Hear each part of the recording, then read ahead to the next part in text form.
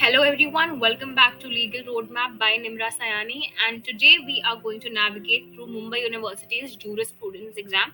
Currently it's happening on 12th June, and that is why the format of this video is more focused on the strategies rather than the conceptual knowledge of the subject.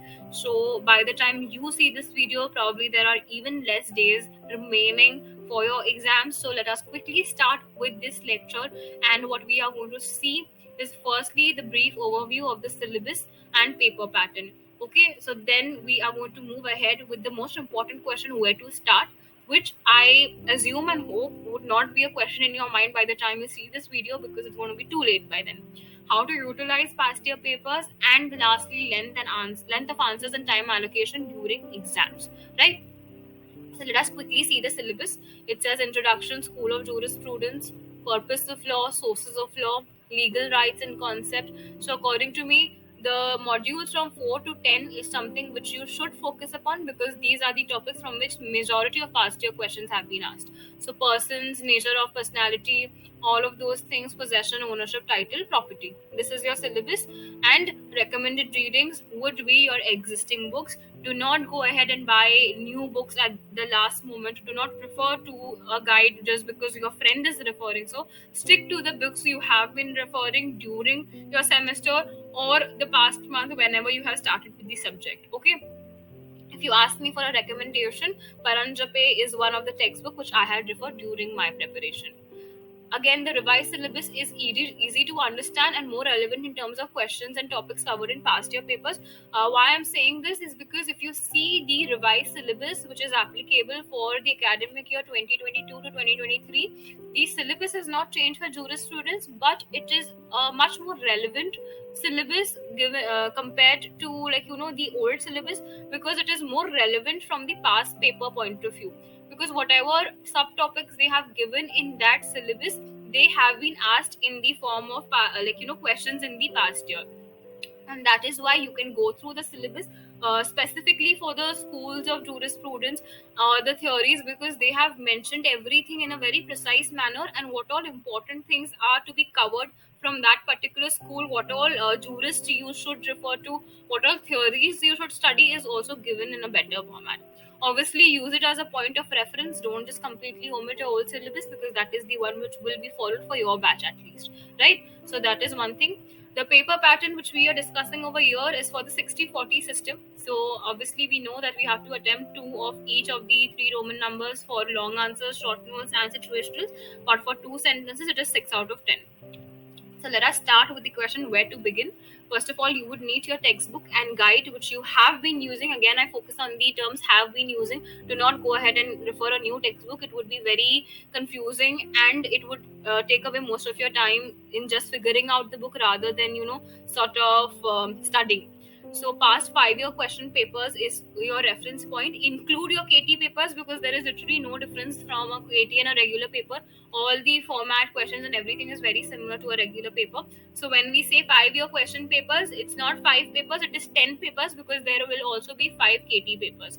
Given the fact that 2022 2020 से 2022 तक the exams were happening online, your past year papers which you would be referring to would be previous papers, that is till 2019, because that would be more relevant according to your paper pattern. Even though they were 100-mark papers, the paper pattern has only changed in terms of options and how much you have to attempt in hours, but not the actual Roman numbers. So you can definitely use your past year papers as a reference point. Pen and a notebook, that's very obvious. Then let us start with the strategy, and the strategy is, first of all, start where you are. Do not get intimidated. First, start with reading the questions from the past year papers before you begin, because what it's going to do is it will help you to understand what all topics are important and what are the things which you should focus upon when you go through your guides or the textbook. Then browse through your textbook and guide cover to cover. By this, I don't mean that you have to read everything in detail. What you need to do is just have a thorough idea, or just have a rough idea of what topics are given where. This will help you to relate to important topics because you have read the past year papers over here. Now once you have read it, you know what questions have been asked at least roughly, and when that topics come in your guide or the textbook, it would be easier for you to pay more attention or focus on that topic. And let's start with the two marker. This is one of the tricks which have helped me. Obviously it's not a straight jacket formula, you can follow what works best for you. This is only for basically where to start if you're not able to navigate through this subject because of the way how the subject is. Similarly, how sociology is very lengthy, similarly jurisprudence is one such subject which is very lengthy, so it gets intimidating as to where to start and how to cover the syllabus. And that is why which what I have been doing is that I have been referring to the past year papers and more so the two markers. So don't focus on solving the paper in this current session, use it to cover your syllabus. Now obviously what you can do is, while I am going through it quite very hastily, very fast, what you can do is, when whatever stage we are at, you can pause the video, take the time to get that thing done, and then resume the video. So that would basically help you to complete the syllabus simultaneously. What I am doing in this lecture currently is just giving you an overview of how you can attempt the paper. So, for instance, this is a cutout from the Mokel distinct past year papers from November 2019. So, if I have to start studying using the past year papers, what we can do is, you can start with the first two marker, that is what is custom. For instance, if you have been using the guide Jhap Wala, at that point you have to go through that topic and read about customs. You would find out a lot other things which will help you for your 5 markers and 12 markers as well. So you do not stop at the 2 marker. You can roughly browse through all the other topics which are there in relation to customs. You can sort of see what are the kinds of custom, what is a moral custom, what is a legal custom, what is the difference between the two. So once you have gone through it roughly, you have sort of browsed through the chapter of custom, which will help you to study for a 12 marker. And in case you were not able to do that, you can at least attempt the 12 marker based on the rough knowledge which you have gained by seeing the content for the 2 marker. Similarly, when we go for ownership, you would find a lot of other things which are there, in which comes under ownership, which would be there in form of other questions in 12 markers or a 5 marker. Then kinds of cooperation, obviously for a 2 marker you just have to write one line for what is cooperation sole and what is cooperation aggregate. But when we are solving this 2 marker, we are doing it with the intention of studying for the exam, right? So when you go for this topic, cooperation sole and cooperation aggregate, we would be reading this aspect in the form of a proper short note or a 12 marker, which would help you to cover the cooperation topic. Similarly, distinguish between moral right and legal right. Now when you go through this topic, you would be reading all about the rights and duties. Ab jab rights पढ़ रहे हो, you can also go ahead and read on the correlation between rights and duties, which is one of the topics which have been there in the past year papers. Similarly, when we start with state rule of adjustum generis, we will find out there are a lot of other Latin maxims which are covered in this topic. So this will fall under interpretation of statutes. And when you go through this topic, you would be also going through other maxims which are sort of important as well. So you would be covering more sort of not just adjustum generis, but a lot of other important topics which are probably something which can be asked in your exams, right? So no, there's other translations and everything which you would come across in this particular topic. When you read adjustum generis, make sure you see what Latin maxim this rule of adjustum generis is based on, that is nocitur something something. I'm not sure if I'm spelling it, if I'm pronouncing it right, but when you go through this topic, you would be reading all about that as well. Similarly, stare decisis. So now the aim of this lecture is only to make you understand how are you going to study using past year papers. So the way, see the question, nocitur or sources, this is again come here, it's adjustum generis is similar to nocitur, this thing. And when we had studied adjustum generis, if you have gone through the part in your textbook where adjustum generis is mentioned, you would have also come across nocitur or sources, which is a Latin maxim, which means association. This would help you to attempt questions. Similarly, obligation is again an entire chapter. So when you go to define obligation, you will be reading all about obligation. And the same thing is to be done with all the questions. Now, what kind of justice is reflected in Article 17 of the Constitution? Obviously, it is social justice, but do we stop there? No. We go through the topic of justice and we see what are the other kinds of justices, because that is going to help you to attempt similar questions in future, which either might be in a short note or a 12 marker, right? So that was it, same thing which we are going to continue the same trend with the past year papers, and attempt the 2 markers in the form with the intention of sort of studying the subject. So now jurisprudence meaning, again you would be like juris, the you will translate juris, like the what juris means, it is law, prudence means knowledge, so it means knowledge of law.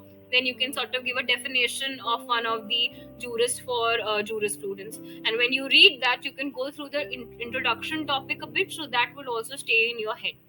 Then contributions, definition of legal formalism. So now formal source of law is something which came up. So when we are reading formal source of law, we would be going for the topic source of law, and we would be seeing कि और कौन से kinds of source of law है, उसके अंदर और क्या क्या टॉपिक आता है. At least briefly you will be able to understand कि what topics are included in this particular aspect, right? Then what are the implications of ownership? This is something wherein you can we have also sort of went through the ownership part, which says what is ownership. This was the second question. So when we had gone through what is ownership, you would have been able to sort of attempt the question as well as to what are the implications of ownership. So basically the intention is that when you are reading one topic from the 2 marker point of view, you should also have in mind that you should be able to browse through the entire topic, and the important aspects whichever you come across should be marked or at least correlated with the questions which have been asked previously, right? So let us quickly move to the ideal length of answers. This is with respect to the 60 marks paper, that is 60-40 system. So 2 markers, ideally 2 to 3 sentences, not lines. At least write minimum 2 sentences. 5 markers would be 1.5 to 2 sides. 12 markers would be 3.5 sides to 4 sides. And situational is always going to depend upon the question. So, and one of the additional tip would be always try to solve additional questions in your situationals as well as 2 markers, because there might be a scenario wherein you might have something in mind, but the problem with these Roman numbers is either the question answer is right or wrong. So it is always better to have one additional question answer which is there for these Roman numbers if the time permits. And obviously situationals may you always have to justify your answer. There is no two thoughts about it. If the question merely asks you yes or no, even then you have to justify. Even if they're not asking why, you have to give them the reason that why are you saying yes, why are you saying no. And obviously the sides are obviously very indicative. You can alter it according to the subject and the questions which have been asked, but always remember it is better to have 2 half attempted questions rather than one entirely attempted question and one question which you were not able to attempt at all. So always make sure that you are completing, you're attempting all the questions, and then you go ahead and sort of try to fill in whatever else you can. Then the time allocation is the last thing which we are discussing. First of all, 2 markers are going to be 6 questions. So even if you're spending 4 to 5 minutes on each question, it should be done in 25 minutes. 5 markers, it's only 2 questions which you would be attempting. So 10 minutes for each question is more than enough. 12 markers would be spent 20 minutes for each answer, and then 5 minutes just go through whatever additional you can add, go through whatever underlining you can do, whatever subtopics you can highlight, whatever you can do in those 5 minutes you can do for both the 12 markers, because structure and presentation of a 12 markers is equally important, because it's a very lengthy Roman number, right? So if your answer is structured well, it is definitely a plus point. Situationals would be 20 minutes because you have 2 situationals which you would be attending, so 10 minutes for each situational is more than enough. The remaining 10 minutes is going to be for your rechecking and whatever questions you feel that you can answer additionally, that is for your situationals and 2 markers. So if there is any question which you are like you're not sure of, so you can obviously attempt one more additional question for safe side. So that was it about the time allocation, and this was the session on navigating Mumbai University's jurisprudence exams. I wish you all the best for your paper. Thank you.